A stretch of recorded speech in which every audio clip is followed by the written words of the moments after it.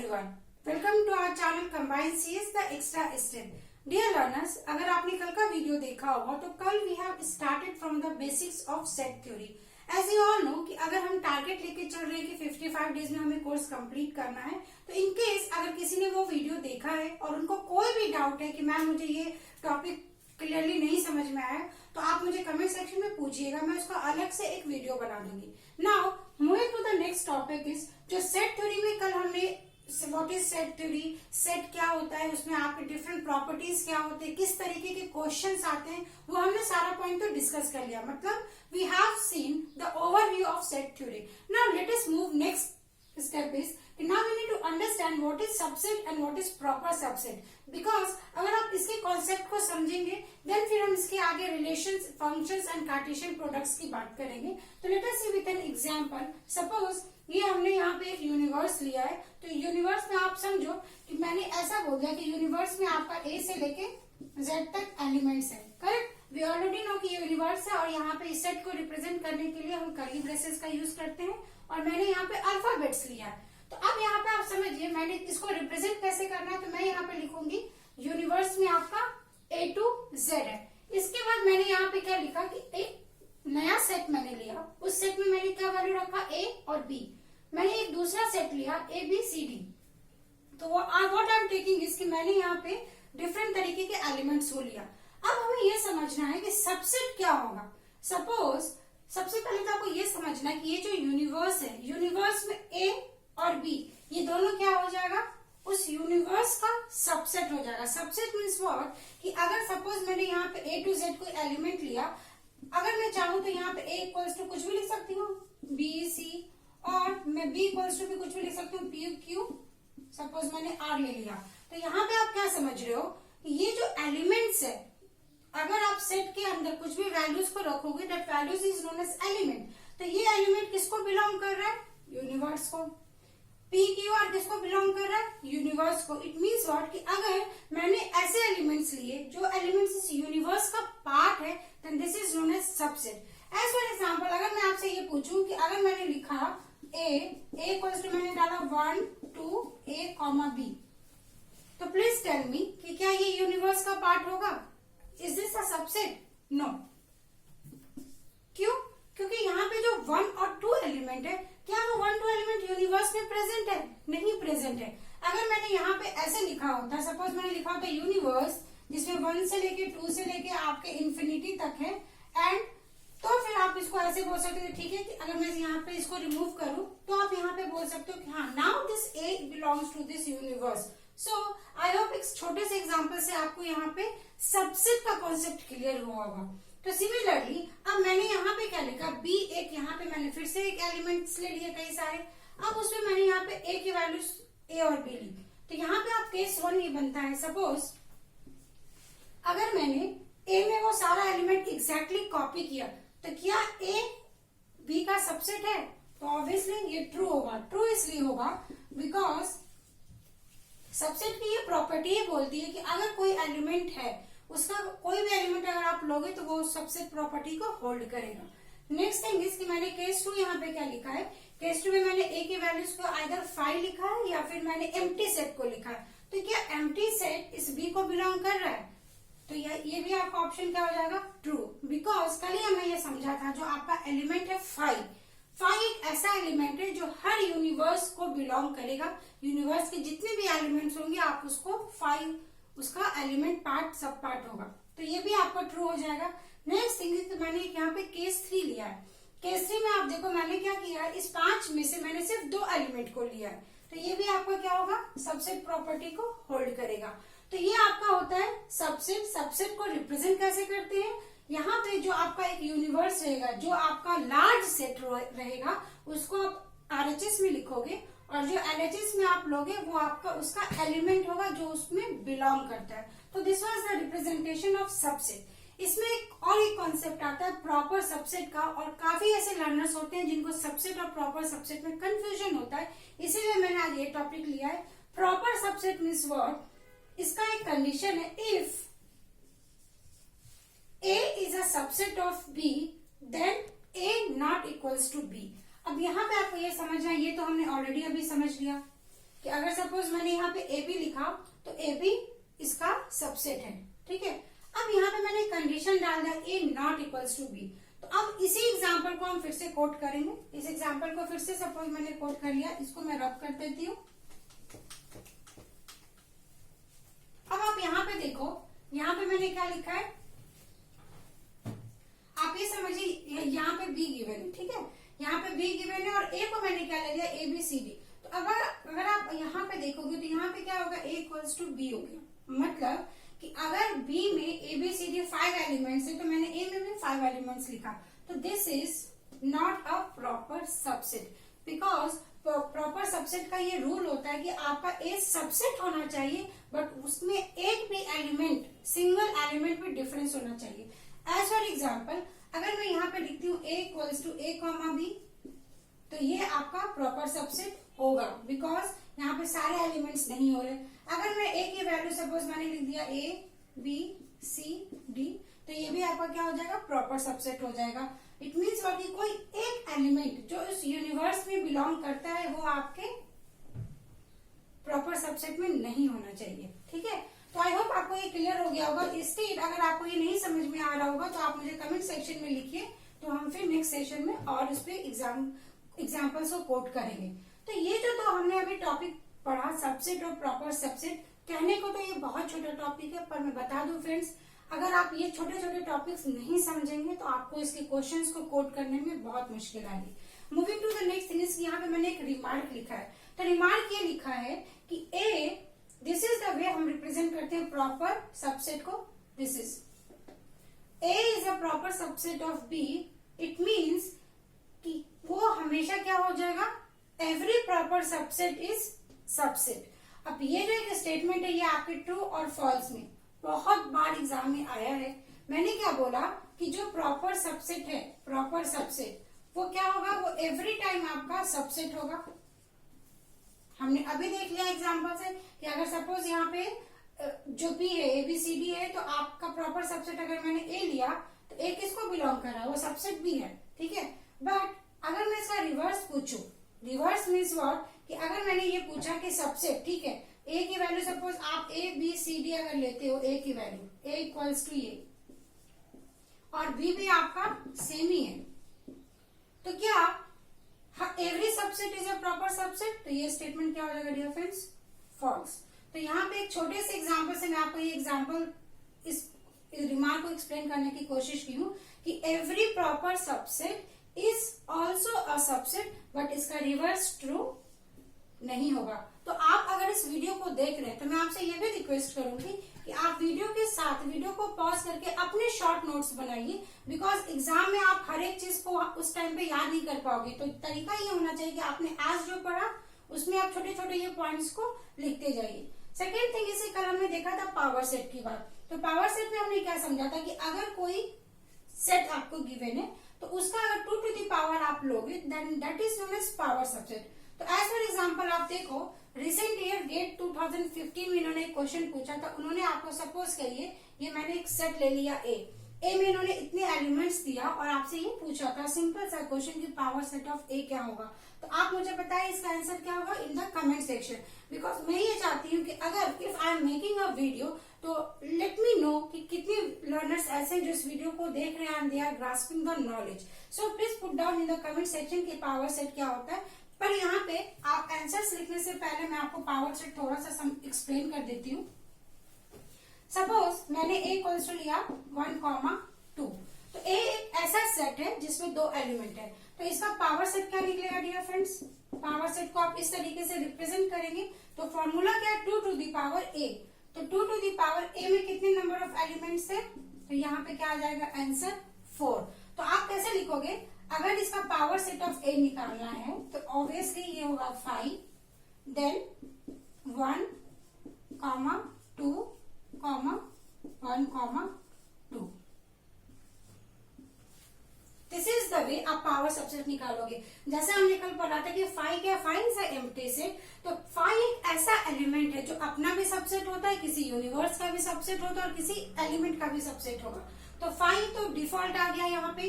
इसके बाद जितने नंबर ऑफ एलिमेंट्स है उसका आप एक एक करके सेट बनाइए। तो मैंने 1 को लिया, 2 को लिया और फिर इनके कॉम्बिनेशन को लिया। तो कितने आ गए, 1 2 3 4। हेंस इससे आपका ये फॉर्मूला डिराइव होता है। सिमिलरली अगर मैंने यहाँ पे ये बढ़ा दिया 3 तो क्या हो जाएगा, अगर मैंने 3 लिखा तो आप पावर ऑफ ए क्या लिखोगे, शॉर्टकट ट्रिक इज कि 2 to the power 3 that is 8। तो आप देखो जो एक शॉर्ट ट्रिक की बात होती है या टिप्स की बात होती है, बेसिकली ये कोई बुकिश लैंग्वेज नहीं है। टिप्स और ट्रिक तभी निकल के आते हैं जब आपने उसमें इतनी मेहनत करी है उस कॉन्सेप्ट में कि आप खुद से समझ सकते हो कि इसको हम अगर एक्सप्लोर करेंगे तो एक्सप्लोर करने में ज्यादा टाइम लगेगा, तो किस तरीके से हम उसको छोटा कर सकते हैं। तो टिप्स और ट्रिक्स ना आप खुद उतनी प्रैक्टिस करिए और अपना खुद से जनरेट करने की कोशिश करिए। तो मैं तो बोलूंगी आप ट्रिक्स पे जाइए ही मत, क्योंकि आप कितना फॉर्मूला याद करोगे, क्योंकि डिस्क्रीट मैथमेटिक्स में बहुत फॉर्मूले हैं। आप ऑपरेटिंग सिस्टम पढ़ने जाओगे, आप कोआ पढ़ोगे और आप कितने सारे आपके सब्जेक्ट्स हैं एनटीयूजीसी नेट में, तो आपके बहुत सारे फॉर्मूलाज बन जाएंगे। तो हर एक फॉर्मूला तो याद रहेगा नहीं, ऑब्वियस सी बात है। तो आप ये समझिए कि कैसे निकालना था। तो हमने क्या बोला था कि सबसे पहली बात कि हर एक एलिमेंट में, हर एक सेट में 5 तो एक डिफॉल्टर है, तो मैंने ये डिफॉल्टर लगा दिया। इसके बाद जितने नंबर ऑफ एलिमेंट्स है उसका आप कॉम्बिनेशन बना लीजिए। तो मैंने कॉम्बिनेशन बना लिया। कितने नंबर ऑफ एलिमेंट है, 3, तो मैंने कॉम्बिनेशन बना लिया। अब इसके बाद आपका ये देखिए 3 एलिमेंट है तो 2-2 का कॉम्बिनेशन बनेगा। तो 1 किसके साथ जाएगा, 2 के साथ जाएगा, फिर 1 किसके साथ जाएगा, 3 के साथ जाएगा। तो 1 से मैंने इसको पेयरिंग की और 1 से मैंने इसको पेयरिंग कर ली। तो 1 का पेयरिंग कंप्लीट हो गया। इसके बाद आपका क्या आएगा, 2 का पेयरिंग होगा 3 के साथ, तो ये वाला भी आपका हो गया। और 3 को सिंगल मैंने ऑलरेडी लिखा है। और एक क्या होगा, अगर आप सबसे छोटा एलिमेंट लेते हो तो यहाँ पे आपका सबसे बड़ा एलिमेंट भी आएगा। तो काउंट कर लीजिए 1 2 3 4 5 6 7 8। तो आपकी कितनी वैल्यूज आ गई, 8। तो 8 को आप कैसे लिख सकते हो, 2 to the power 3। तो this is the short trick. तो पहले आपको ये तो समझ में आना चाहिए कि पावर से कैलकुलेट कैसे करोगे। कैलकुलेट करना अगर आपको आ जाए तो ऑब्वियसली आप इसको फिर अपने शॉर्ट नोट में लिख सकते हो कि पावर सेट की वैल्यूज आप इस तरीके से कैलकुलेट कर रहे हो। तो यहाँ पे फिर से मैं 2 रिमार्क आपको इंपॉर्टेंट बताना चाहूंगी। किसी भी सेट में जो सबसे स्मॉलेस्ट एलिमेंट होता है वो होता है 5, ठीक है। और किसी भी सेट का लार्जेस्ट एलिमेंट क्या होगा, तो जितने नंबर ऑफ एलिमेंट्स उस सेट में प्रेजेंट है उसका कॉम्बिनेशन। तो अगर आपको क्वेश्चन में ये दिया है तो उसका लार्जेस्ट एलिमेंट क्या हो जाएगा, ये। So this was all about power of set. तो आई होप कि आपको एग्जांपल से क्लियर हो रहे होंगे, because discrete mathematics is not the theoretical subject. इसमें आप जितना न्यूमेरिकल करोगे आपको उतना कॉन्सेप्ट समझ में आएगा। तो हेंस अब मैंने आपको यहाँ पे ये बता दिया कि किस तरीके से कैलकुलेट करते हैं। तो दोज लर्नर्स जो इस वीडियो को देख रहे हैं, मैं इनसे रिक्वेस्ट करूंगी कि आप इसका आंसर मुझे कमेंट सेक्शन में जरूर प्रोवाइड करें, बिकॉज आपके एक सिंगल कमेंट से मुझे इतना मोटिवेशन फील होता है कि मैं आगे भी इसी तरीके से आपको वीडियो बनाऊं। ठीक है, तो चलिए ये हमारा एक कॉन्सेप्ट हो गया। इसके बाद moving to the next concept is कि आपका सेट थ्योरी में उन्होंने सिलेबस में ऐसा नंबर सिस्टम को मेंशन नहीं किया है, बट रिसेंट आप देखोगे तो नेट 2017 में इस पे क्वेश्चंस आए हैं। तो लेट अस डिस्कस कि ये क्या है। ऑलरेडी अगर मैं सिंपल मैथ्स की बात करूं, सिंपल मैथ्स, तो सिंपल मैथ्स में हमारे नंबर सिस्टम होते हैं, ठीक है। तो नंबर सिस्टम की हायरार्की क्या होती है, तो नंबर सिस्टम में आपका सबसे पहले कॉम्प्लेक्स नंबर होता है। कॉम्प्लेक्स नंबर क्या होगा, तो आप ऐसे ही पूरा डायग्राम अपने शॉर्ट नोट्स में बनाइए। और complex number means a plus B I. तो यहाँ पे जो a प्लस बी आई है वो कोई भी एक रियल नंबर हो सकता है, मतलब कोई भी नंबर होगा। और i यहाँ पे क्या होगा, imaginary. Imaginary number means what, कि जिसका एक्चुअली में कोई भी हम यूज नहीं करते हैं। अगर सपोज मैंने लिख दिया रूट अंडर -1, तो क्या है ये वैल्यू, कुछ भी नहीं है, उसको हम इग्नोर करेंगे। तो ये आपका कॉम्प्लेक्स नंबर हो गया, ठीक है। फिर कॉम्प्लेक्स नंबर को हम दो सब कैटेगरीज में डिवाइड करते हैं, real number and imaginary number. तो रियल नंबर मीन्स व्हाट, कि इसमें आपका इंटीजर भी आ जाएगा और इसमें आपका फ्लोट बोल लीजिए या आप यहाँ पे इसको डेसिमल बोल सकते हो, ठीक है। डेसिमल मीन्स व्हाट, जैसे आपका 2.5, मतलब जिसमें डेसिमल वैल्यूज अलाउड है। तो real number is the combination of integer numbers as well as decimal numbers. Imaginary number, अब इमेजिनरी नंबर क्या आएगा, तो यहाँ पे आप समझिए कि यहाँ पे आपका क्या आ जाएगा, इंटीजर और डेसिमल अगर है तो इमेजिनरी नंबर का हम एक्चुअली में तो ऐसा कुछ यूज नहीं करते, तो इसको पढ़ने की हमें जरूरत नहीं है। इसके बाद फिर रियल नंबर में आपका जो क्वेश्चन आता है वो बेसिकली इंटीजर पे एक बार उन्होंने क्वेश्चन पूछा था, रिप्रेजेंटेशन पे उन्होंने ऐसा दिया था कि सिग्मा है, I just don't remember the question, but उन्हें क्वेश्चन ऐसा 1 to लेके इन्फिनिटी तक दिया था सपोज, और उन्होंने पूछा था ये कौन से एलिमेंट का पार्ट है। तो ये क्वेश्चन मैं लेकर आऊंगी सो दैट कि आपको ये समझेगा क्वेश्चन इस पे कैसे पूछेंगे उन्होंने। तो रेशनल नंबर, रेशनल मीन्स कि any number system that is represented in the form of P by Q. तो ऑब्वियस सी बात है, अगर आपका पी बाई क्यू है तो पी बाई क्यू में ये जो क्यू है, क्यू पे हमें कंस्टेंट लगाएंगे कि क्यू की वैल्यू कभी भी 0 नहीं होनी चाहिए, बिकॉज वी ऑल नो अगर मैं यहाँ पे लिखूंगी 1/0 तो ये वैल्यूज क्या हो जाएगी, कुछ भी नहीं होगा, मतलब नो रेलेवेंस। तो आपका P by Q. irrational, irrational the number system that is not represented in the form of p by q, जैसे हमने ले लिया अंडर रूट। इसके बाद रेशनल की कैटेगरीज होती है इंटीजर। इंटीजर मीन्स आप समझिए माइनस इन्फिनिटी से लेके प्लस इन्फिनिटी, और इसको इसका रिप्रेजेंटेशन अगर आप ये देखें डियर फ्रेंड्स, तो मैंने यहाँ पे लिखा आर को आर, रियल नंबर को आर, रेशनल को क्यू, इंटीजर को जेड, होल नंबर को W और नेचुरल को ये। तो ये तो ऑलरेडी आप फर्स्ट कैरेक्टर से याद कर सकते हो, ठीक है। बट यहाँ पे इंपॉर्टेंट क्या है, रेशनल नंबर और इंटीजर, बिकॉज क्वेश्चंस इनके रिप्रेजेंटेशंस पे ही आ रहे हैं। तो यहाँ पे फिर होल नंबर हमें मालूम है कि 0 से लेके जो भी पॉजिटिव वैल्यू है, नेचुरल नंबर 1 से लेके आपका इन्फिनिटी तक। तो ये हमारा नंबर सिस्टम का कॉन्सेप्ट हो गया। इस पे हार्डली एक बार क्वेश्चन आया है, बट द थिंग इज कि यू डोंट नो कि वो क्वेश्चन रिपीट होगा कि नहीं होगा, क्योंकि एनटीए में एवरी टाइम क्वेश्चन तो रिपीट ही हो रहे हैं। अब हमारा यहाँ पे एक मैंने छोटा सा कॉन्सेप्ट लिखा इक्वालिटी। इक्वालिटी का कॉन्सेप्ट बेसिकली जो हम सबसेट की प्रॉपर्टी पढ़ते हैं डियर फ्रेंड्स। तो अगर सपोज करिए ए अगर बी का सबसेट है और अगर बी ए का सबसेट है, तो इससे कंक्लूजन क्या निकल कर आएगा कि ए इक्वल्स टू बी।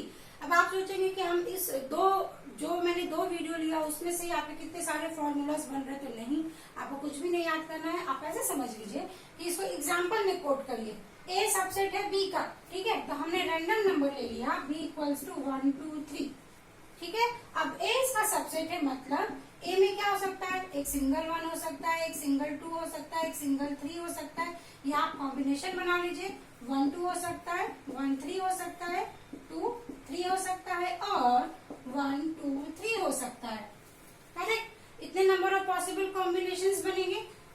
3 है तो आपका इतने पॉसिबल नंबर ऑफ कॉम्बिनेशंस बने। अगर मैं यहाँ पे 5 भी लिख दूं तो वो भी क्या हो जाएगा, ए इसका सबसेट हो जाएगा। अब आप समझिए क्वेश्चन में क्या गिवन है कि ए सबसेट है बी का, तो ए के तो इतने सारे नंबर ऑफ एलिमेंट्स हो गए, ठीक है। अब इसमें से दूसरा क्या पूछा, एंड। तो एंड का मतलब दोनों कंडीशन होल्ड होना चाहिए, और बी भी सबसेट है ए का, तो बी भी सबसेट है ए का। तो अब आप समझ लीजिए कि अगर ए की वैल्यू 1 2 3 है सपोज, तो फिर से बी की वैल्यू क्या आ जाएगी, तो बी की वैल्यू एग्जैक्टली सेम आ जाएगी। तो क्या ये दोनों आपको बराबर नंबर ऑफ एलिमेंट्स मिले? ऑब्वियस सी बात है, अगर मैंने बी को लिया था तो बी में आपके 3 का कॉम्बिनेशन 8 वैल्यूज मिली। सिमिलरली अगर ए में आपका 1 2 3 है, तो अगर आप बी को अलग अलग निकालोगे 5 1 सो एंड सो, तो ये भी आपका एग्जैक्टली सेम वैल्यूज आएगा ए का। तो इससे कंक्लूजन क्या निकलेगा कि ए इक्वल्स टू बी। तो इसीलिए मैंने बोला था कि जो आपका सेट थ्योरी है उसमें आपको कुछ भी क्रैम करने की जरूरत नहीं है। आप एक एक छोटा छोटा कॉन्सेप्ट अपना रूटीन बनाइए, और रूटीन के हिसाब से जो भी मैं पढ़ा रही हूँ, आपका क्या ये रोल होना चाहिए कि सपोज मैंने जो पढ़ाया इतनी मेहनत करके जो मैं आपको एक शॉर्ट वीडियो में सारी इन्फॉर्मेशन देने की कोशिश कर रही हूँ, तो ये रिलेवेंट आपके लिए तभी होगा जब आप उस 10 मिनट की वीडियो को देखने के बाद आप प्रीवियस ईयर के क्वेश्चंस उठाइए और लगाना शुरू करिए। आप आंख बंद करिए और अपनी पढ़ाई में जुट जाइए, बिकॉज किसी भी समय आपका ऐसा हो सकता है कि एग्जामिनेशन के डेट आ जाए। और दूसरी बात मैं ये पूछना चाहूंगी कि जो करेक्शन का डेट निकल चुका है, क्या आपने करेक्शन किया या नहीं किया? This is a reminder message जो मैं आपको ये बताती हूँ कि अगर आप इतने सालों से इतने महीनों से प्रिपरेशन कर रहे हैं, तो तो आप जाकर करेक्शन विंडो एक बार जरूर ओपन करिए और आपका जो भी डिटेल्स है उसको बस वह क्रॉस चेक कर लीजिए। विद दीज वर्ड्स आज का सेशन मैं यहाँ पे ही वाइंड अप करूंगी और आपसे रिक्वेस्ट करूंगी please give your valuable feedback. Thanks for watching. और अगर आपने अभी तक चैनल को सब्सक्राइब नहीं किया है